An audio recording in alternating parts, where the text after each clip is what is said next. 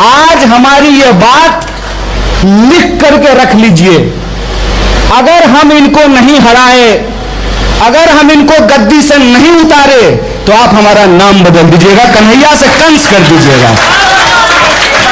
और ये बात मैं अति उत्साह में नहीं बोल रहा हूं। बहुत सुंदर। श्रीमती गांधी को एक चप्पल नहीं पहनने वाला आदमी चुनाव हरा दिया था। मैं सिर्फ आपको वही बात याद करा रहा हूं कि आपने हमारी गलतियों पर हमसे हिसाब मांगा और हमारा हिसाब किताब किया।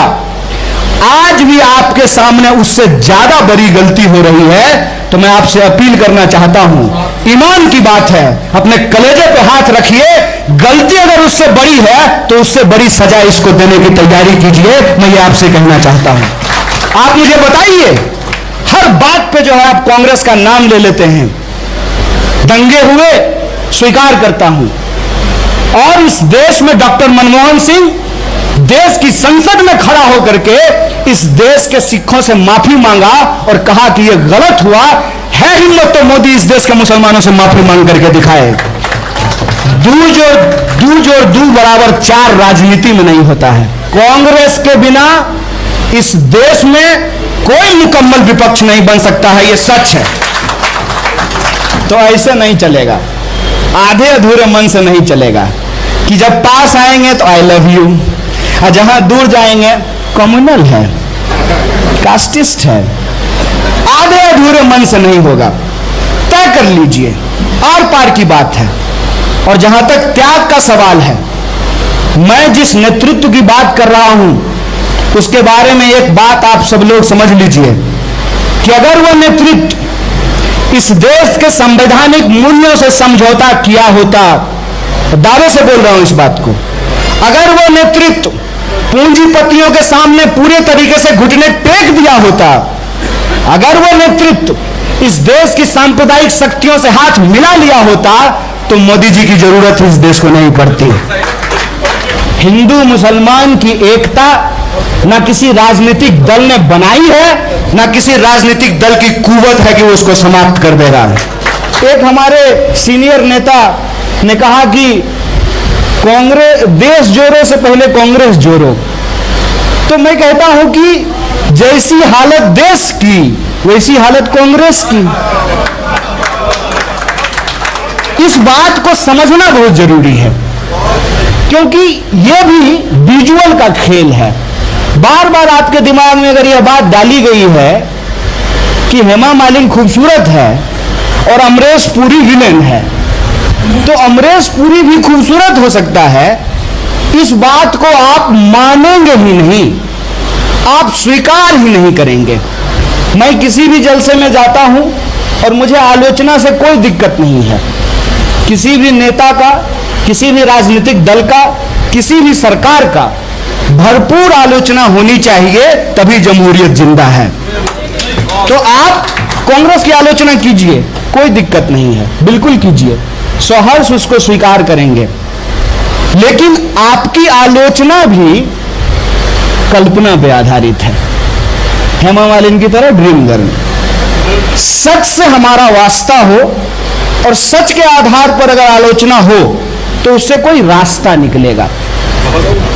अब जैसे अक्सर मैं लोगों से सुनता हूं कि कह देते हैं कि कांग्रेस पार्टी भी सॉफ्ट हिंदुत्व करती है, तो क्रीम बेच रहे हैं। हार्ड क्रीम पांव में लगाने वाला भाजपा और सॉफ्ट क्रीम कांग्रेस मुंह में लगाने वाला। राजनीतिक विचारधारा एक विचारधारा होती है। बिल्कुल साहब ने वो अभी कानपुर वाले साहब ने दिखाया कि तेजाब की एक बूंद डालिए कि एक बाल्टी डाल दीजिए, दूध फट जाएगा। कम्युनलिज्म, सांप्रदायिकता एक राजनीतिक विचारधारा है। या तो हम सांप्रदायिक हैं या हम सांप्रदायिक नहीं हैं। अगर हम सांप्रदायिक हैं तो फिर इस तरह का कोई भ्रम हमारे दिमाग में नहीं होना चाहिए। इसका मतलब यह है कि इस देश में पक्ष और विपक्ष दोनों सांप्रदायिक हो चुके हैं, और जो धर्मनिरपेक्ष लोग हैं, 8 लाख लोग जो है वो पासपोर्ट छोड़ चुके हैं भारत का, विदेश जाके बस चुके हैं। बिना किसी देरी के गोष्ठी में समय बर्बाद मत कीजिए, पासपोर्ट बनवाइए, वीजा लीजिए और जल्दी से बाहर जाइए। बिल्कुल स्पष्ट और सीधी बात। अगर हम सांप्रदायिक नहीं हैं, अगर हम सांप्रदायिक नहीं हैं तो भरोसा कीजिए, और भरोसा कीजिए। और मेरी उम्र जो है बहुत कम है, प्यार करने का उम्र है, शादी करने का, बाल बच्चा पैदा करने का उम्र है, बढ़िया नौकरी करके, बढ़िया घर बना करके, बढ़िया कार लेकर के हम भी इंस्टाग्राम पे रील बना करके डालना चाहते हैं। इस उम्र में अगर हम कुछ कर रहे हैं तो भरोसा कीजिए, हम आपको नाउम्मीद करने के लिए यहां नहीं आए हैं। आज हमारी यह बात लिख करके रख लीजिए, अगर हम इनको नहीं हराए, अगर हम इनको गद्दी से नहीं उतारे तो आप हमारा नाम बदल दीजिएगा, कन्हैया से कंस कर दीजिएगा। और ये बात मैं अति उत्साह में नहीं बोल रहा हूं। मैं चुनाव लड़ा हूं और हमको जो हराया है उसको हमसे 4 लाख ज्यादा वोट आया है। फिर भी लोगों ने मुझे पूछा कि ईवीएम हैक हो गया क्या? हम बोले नहीं, दिमाग हैक हो गया है। अच्छी बात है, दिमाग अगर हैक हुआ है, मान लीजिए आपके सॉफ्टवेयर में कोई वायरस चला गया है तो उसको क्लीन भी किया जाता है। पता होना चाहिए कि वायरस कौन सा है। वायरस कौन सा है अगर यह पता चल जाए तो उसको बहुत आसानी से क्लीन किया जा सकता है। हमारे एक मित्र वाजपेयी जी ने कहा कि यह मसला पूर्णतः राजनीतिक है। सहमत हूं इस बात से। सांप्रदायिकता का सवाल एक राजनीतिक सवाल है। दिक्कत इसमें एक चीज की है जिसको मैं यहां जोड़ रहा हूं कि यह राजनीति के प्रतीकों से नहीं आता है, यह धर्म और संस्कृति के प्रतीकों से आता है।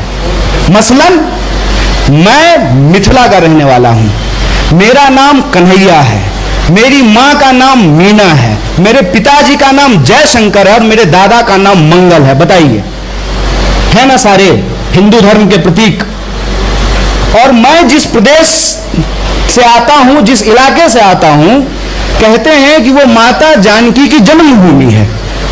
और माता जानकी की जन्मभूमि होने के चलते बारात भले पड़ोस के गांव से आ रहा हो, लेकिन बारातियों के स्वागत में जो गाना गाया जाता है उसमें वह हर बारात जो है अवध से आती है, अवध नगरिया से अइले बरियतिया। और कभी भी भगवान प्रभु श्री राम का नाम माता जानकी के नाम के बिना नहीं लिया जाता है। हमारे यहां सियापति रामचंद्र की जय बोलते हैं। यह जो राजनीतिक मसला है, जो सांप्रदायिकता का सवाल है, वो आता है कल्चर से, आता है आधा झूठ बोल करके। जैसे इस बात से कोई इनकार कर सकता है क्या कि इस देश के राजाओं ने, बादशाहों ने धार्मिक प्रतिष्ठान को तोड़े हैं? यह सच है, यह मान लीजिए।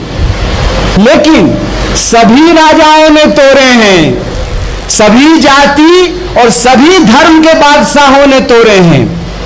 आधा सच क्या है कि हम बाकी जाति और धर्म के बादशाहों का नाम नहीं लेंगे, किसी पर्टिकुलर धर्म के बादशाह का नाम लेंगे। और इस आधा झूठ से और आधा सच के कॉम्बिनेशन से आज की जो पीढ़ी है उसको कंफ्यूज करना बहुत आसान है। और इस बात को हम स्वीकार करते हैं कि हम कंफ्यूज हैं। हमारे सामने चॉइस की दिक्कत नहीं है, बहुत चॉइस है। हमारे सामने उस चॉइस में से कौन सा चॉइस चुना जाए इसकी दिक्कत है। जैसे आप अपनी जवानी में कहीं से खाना मंगा सकते थे, ऐप पे हम मंगा सकते हैं। आप जो है डेट लड़की ढूंढ सकते थे, ऐप पे हम ढूंढ सकते हैं। लड़की मिलती है ऐप पे और लड़की को लड़का मिलता है ऐप पे, और उस पे लिखा रहता है कि क्या चाहिए, प्यार मोहब्बत शादी की बस ऐवी। आज हमारी यह बात लिख करके रख लीजिए, अगर हम इनको नहीं हराए, अगर हम इनको गद्दी से नहीं उतारे, तो आप हमारा नाम बदल दीजिएगा, कन्हैया से कंस कर दीजिएगा।